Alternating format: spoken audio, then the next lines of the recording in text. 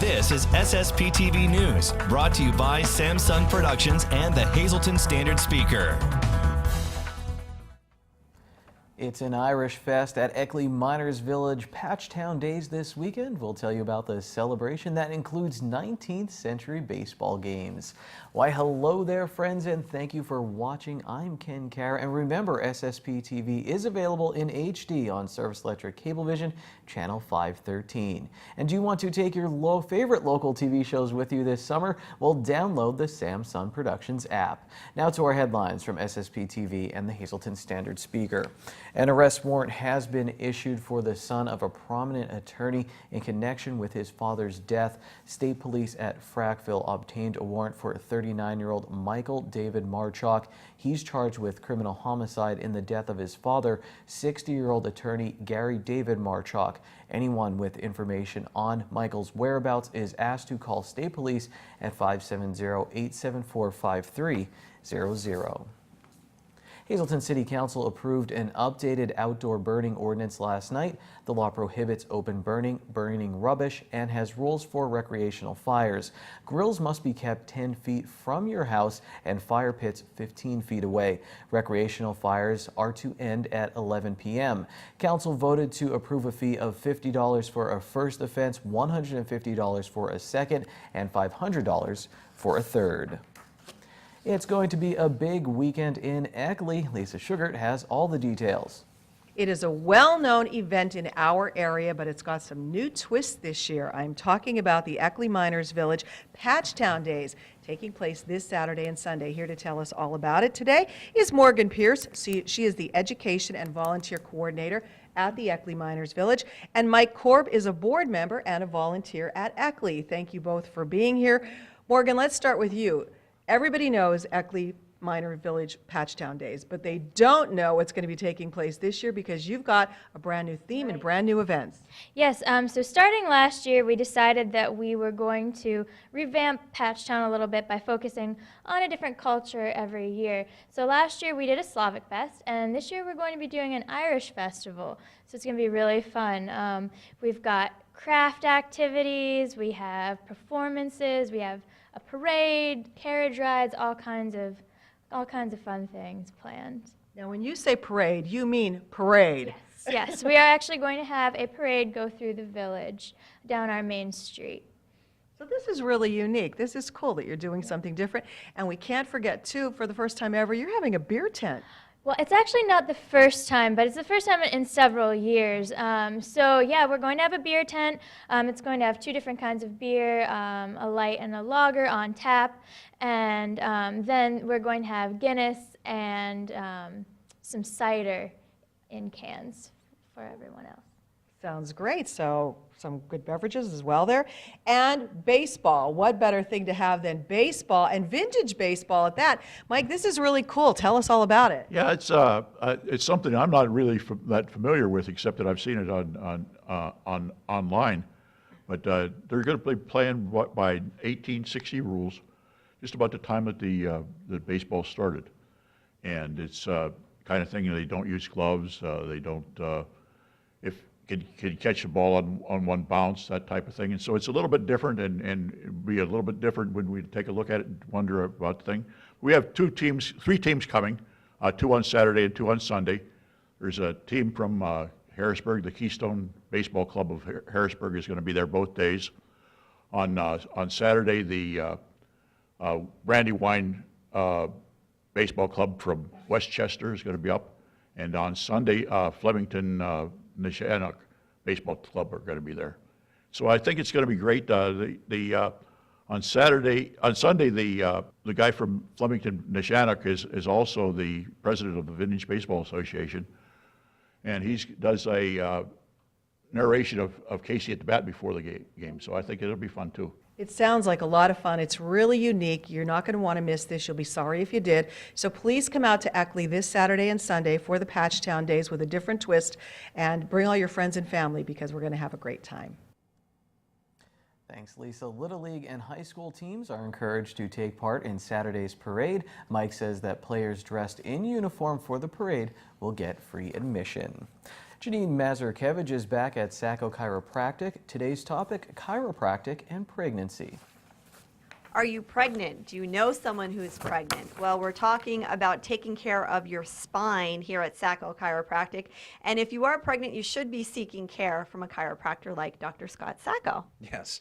I think all the expecting mothers out there know the different changes that your body takes place going through a pregnancy.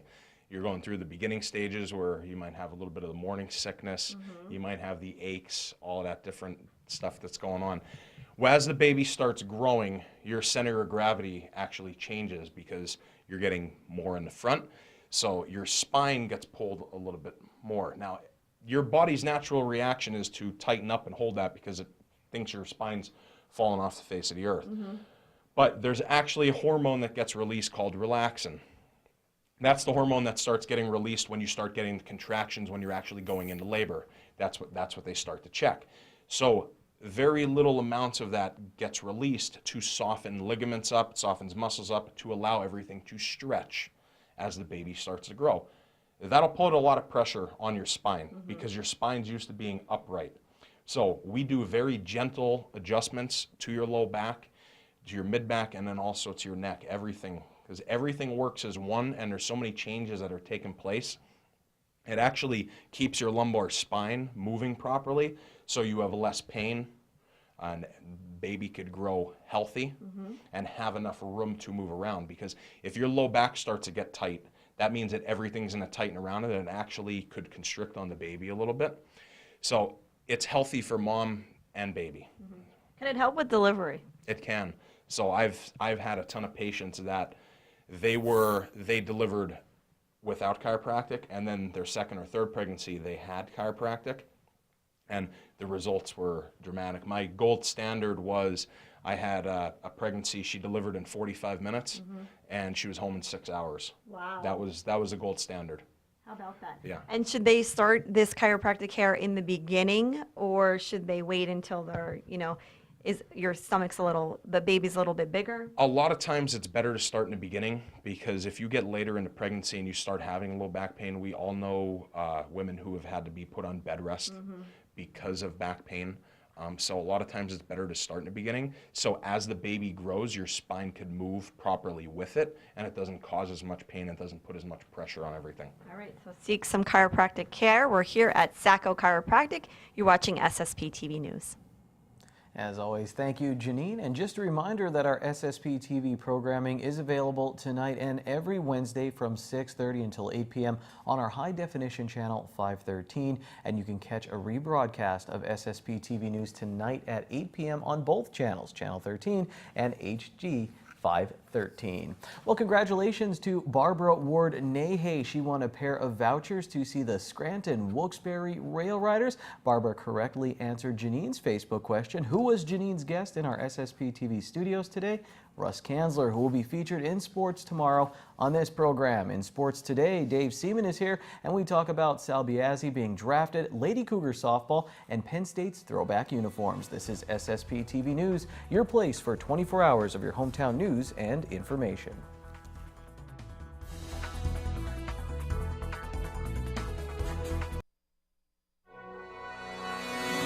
This is SSPTV News, brought to you by Samsung Productions and the Hazelton Standard Speaker. Some things I want to talk to you about today are some tools that are going to help you scout your deer herd, do an inventory of it, and get an idea of what maybe deer you want to chase this fall, or where you want to put stands. And one thing we're always cautious with as hunters is scent control and how much scent we're laying down, especially in this off season. We don't want to educate animals. We don't want to put too much human odor in there, so we want to spend as little time as possible in the woods, but we also need to know where these deer are traveling and what the best routes are going to be for the early season and then as we get into the mid-season. So one of the things that we try to use a lot are trail cameras, and there's a lot of different brands of trail cameras out there. This happens to be an Icon Crossfire. It's a really cool trail camera. I've used these quite a bit over the last couple of years. The nice thing with this trail camera is you can set it up no matter what height. It's got a tilt head on it. Trail cameras range in a lot of different prices. Find one that's within your budget, but you want to find something that's going to take pictures that are relatively fast, that one no more than 2-second mark, and maybe in bursts, so in case that deer comes through, it goes like maybe 3 bursts at a time.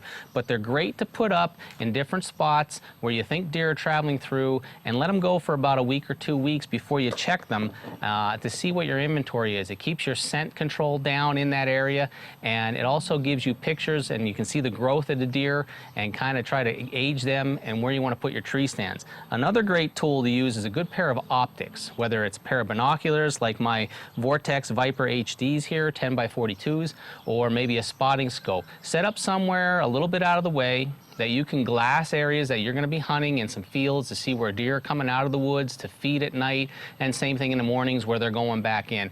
These are 2 great tools that you can put to work this summer. Eliminate the amount of odor you put into the woods, spend more time with the family, so when it's hunting season, they're not missing you maybe as much. If you have any questions on trail cameras or optics, email us at info@wildbouthunting.com. We'll see you next time somewhere in the hunting woods. A new episode of Wild Bow Hunting premieres every Monday at 3:30 p.m. here on SSPTV.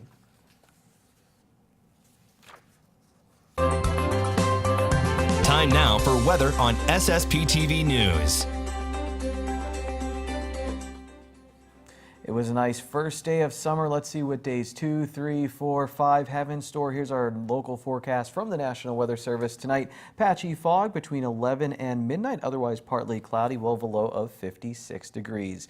4-day outlook, Thursday mostly sunny with a high near 80 degrees. On Thursday night, we do have a chance of showers, 30% chance, mostly cloudy, low of 65. On Friday, showers, possible thunderstorms, 70% chance, high of 80. At night, down to a 50% chance of some storms, cloudy, well with a low of 63. Saturday, partly sunny, high in the mid-70s. Saturday night, partly cloudy, low of 57. And then Sunday, partly sunny, high in the mid-70s. At night, mostly cloudy, low of 56 degrees.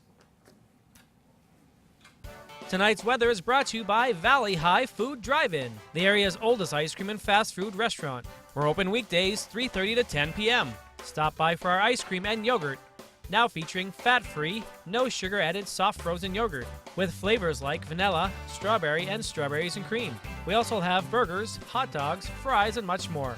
That's Valley High, Route 93 in West Hazelton, and like us on Facebook. We're going to continue our series on the Hazelton YWCA Strive to Revive the Hazy Pool. This time, check out what's going on. I'm Rob Gould. I'm the aquatics director here at the Hazelton YWCA, and I'm here in our cycle room to talk to you about fitness and some great events and activities that we have coming up. I'm also going to be the race director for the 15th annual Anthracite Triathlon. This event takes place July 15th and 16th at the Mock Chunk Lake Park in Jim Thorpe. It starts with a swim, a 0.9 mile swim, then a 24-mile bike, and then a 6.2-mile run. The run, it's a beautiful run through the trails, the Lentz Trail at the Mock Chunk Lake Park. The bike course, we have all right-hand turns, and all the traffic is controlled by fire police and police departments through the townships that we go, so it's a very safe bike course. And the swim, Mock Chunk Lake Park is a very clean, nice lake to swim in. Don't be intimidated by those distances. My first race was an Olympic distance race, and I did it on a $99 bike that I bought at Walmart. We also offer relays at these events, and we have a lot of different awards categories to make it interesting. So you can do a 2-person relay, or you could have 3 people in your relay, and we have awards categories. So you could be an all-female relay, an all-male relay, or a co-ed relay. On our event, the Anthracite Triathlon, the adult race is on Sunday. But on Saturday, we also host a youth race. It's for kids any age 12 and younger, and it is a swim, run event. This year, the Hazelton Y, we're engaged in a campaign to help renovate our large pool. The campaign's called Strive to Revive the Hazy Pool. So we are raising money. There's a lot of work that needs to be done. The walls need to be stripped and repainted. So there's a lot of work that we want to do in the pool. All the money that's raised at these outdoor multi-sport races is going to go towards that campaign and help us fix the pool. All of our sponsors, we're creating a banner for them, so our finish line is a long finish line shoot with banners with each of our sponsors. And then after the race season is over, we're going to bring all of those banners back to the Y, hang them up in the pool area, and display them for a full year. If you'd like any more information about the Anthracite Triathlon or the Elks Youth Splash and Dash, or you'd be interested in being a race sponsor, or if you would just like to volunteer at one of our upcoming events, you can get in contact with me at the Hazelton Y, or visit our website, hazyracing.com, for more information on the races. Thanks, Rob, for that information. Here's your midday winning lottery numbers. The wild number is 9. When we come back, sports commentary with Dave Seaman from the Hazelton Standard Speaker. Time now for sports on SSPTV News. It's another Dave Day on SSPTV News with Standard Speaker sports editor Dave Seaman. And Dave, you had a great article last week on Sal Biazzi as he got drafted in the 11th round of the Major League Baseball draft by the Kansas City Royals. You got to talk with Sal at his house, and you had to talk with him quick because he was out to Arizona. He's ready. He's rolling with the Royals now. What was it like talking to him? It had to be a great accomplishment. The family had to be happy. And his brother gets drafted last year. This year it's him, so a lot going on over there in Ridgewood. A lot of emotion, definitely. Last year it was Dante's turn to be drafted, and you always got the idea maybe Dante would want to, hold off on his decision to go pro and in favor of going to Penn State to have the chance to play with his brother. This year it was Sal's turn, and there's a lot of emotion, like I said, in the Biazzi household. Not often that you have two members of the same family being drafted in consecutive seasons, let alone ever, and around this area it's almost kind of like unprecedented. So it's a lot of emotions, but a lot of happiness for Sal. Everybody talked about his drive, his competitive zeal that we've seen from his days as a Little League player in Hazel Township, gone on through Hazelton Area High School as a basketball player and as a baseball player too, and then eventually on to Penn State, where he had a great career for the Nittany Lions. Ended up being their top starter this past season, and that led to him being drafted this season. Yeah, Dave, I like the quote. Two quotes in your story. One, Sal said, "It's finally here for me, and it's just the beginning." You constantly talk about his work ethic and how he got to where he is today. So you wouldn't be surprised if and when he does make the show with the Royals. There's no doubt about it. Even his brother Dante made a great comment too about Sal always plays with a chip on his shoulder. Everybody might have said that he's a little bit smaller than everybody else too, but nobody has as big a heart as Sal Biazzi.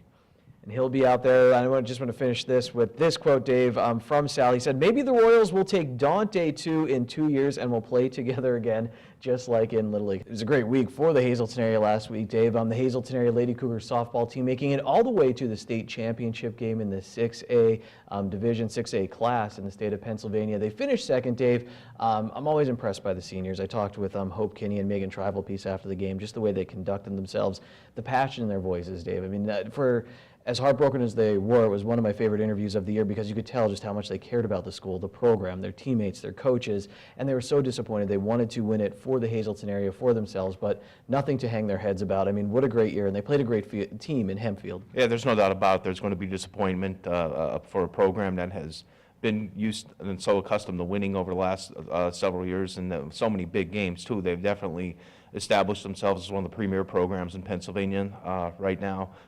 Hope and Megan both had key roles in doing that, and there's no doubt about that. When you wear emotions on your sleeve like that, those two did, and what they've been through starting as freshmen too. There's some adversity surrounding the program.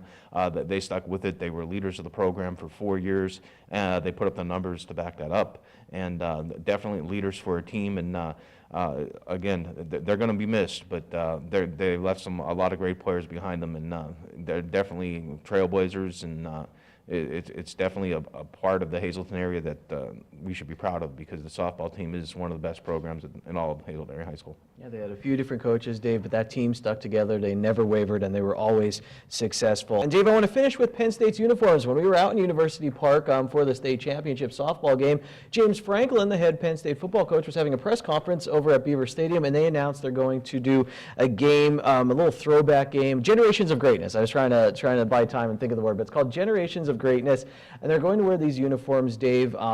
Numbers on the helmets, block uniform numbers. They're going to have white stripes, white pants with blue stripes down on the side there. They're going to have the striped socks, which a lot of people love, a gray face mask instead of blue, white cleats. Now, here's the interesting thing. If you look at this as any other fan of college football, you might say, well, there's not too much of a difference. I see white cleats maybe, but as Penn State fans, this is something major. This is major too. This is something that should stop the presses right now, and that's why I guess a lot of people gave it a lot of coverage. But it's definitely a tip of the hat to the past generations of Penn State. I'm not sure about the white shoes. The only time they wore those white shoes was in the '79 Sugar Bowl.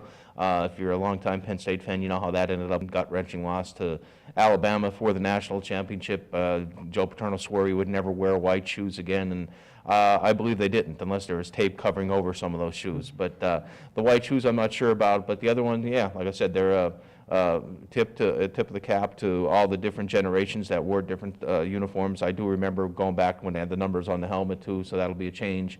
Brought back a few years ago when Mike Motti injured his knee, and his teammates, they honored him by putting his number 42 on their helmets. So it's something for Penn State fans to look, and it's all about marketing now. There's a great read on Roar Lions Roar, that blog, Dave. They ranked everything in the socks. People losing their mind about these striped socks. They love it. Well, that's it for this week's Dave Day. We'll be back again to do more fun next week, and make sure you're reading the Standard Speaker and keeping track of local sports here on SSPTV News. Good evening, everyone. Here's today's Talk of the Town.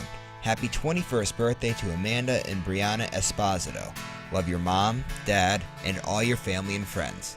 And that's today's Talk of the Town.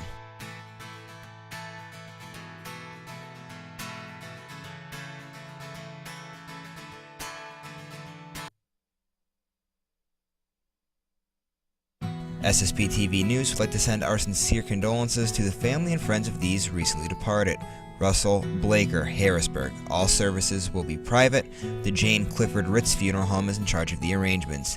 Theodore T. Bursey, Hazelton. Funeral will be Saturday at 10 a.m. at the Church of St. Joseph in Hazelton. Friends may call Saturday from 9 to 10 a.m. at the church. Arrangements are under the direction of the Frank J. Bonin Funeral Home. William J. Berger, Sugarloaf Township. The Harmon Funeral Home is assisting the family. Robert Bob Hames, formerly of Hazelton. Services will be Thursday at 10 a.m. at the Sacred Heart Church in Bay Head, New Jersey. The Morocco Funeral Home is in charge of the arrangements. Jerome J. Marchetti, drums. Arrangements are under the direction of the Frank J. Bonin Funeral Home. Mary Ann Reba, Ammon, Indiana. Donations can be made to the Montessori Children's School. Dorothy B. Safko, Hazel Township. Mass will be Friday at 10:30 a.m. at the Holy Name of Jesus Parish at the Transfiguration Church in West Hazelton. Friends may call Friday from 9 to 10 a.m. at the Hazel Chapel of the Crofton Hughes Funeral Home. Mary M. Skolsky, West Hampton Township, New Jersey. Mass will be Saturday at 10:30 a.m. at the Sacred Heart Church in Mount Holly, New Jersey. The Ed Callan III at Lee Funeral Home is assisting the family. Attention pay-per-view subscribers, if you see your name now in SSPTV News, you'll have 13 minutes to call in and win a free movie from Service Electric Cablevision. Tonight's winner is Donetta Stevens of Freeland. Call now at 570-455-7267, extension 104 for your free movie. Beer tent and really old school baseball. I know where I'll be this weekend. Eckley Miners Village tomorrow. I'll be right here. I hope you'll join me. I'll see you then. Take it easy, everyone. Watch us online anytime at ssptv.com and follow us on Facebook and Twitter.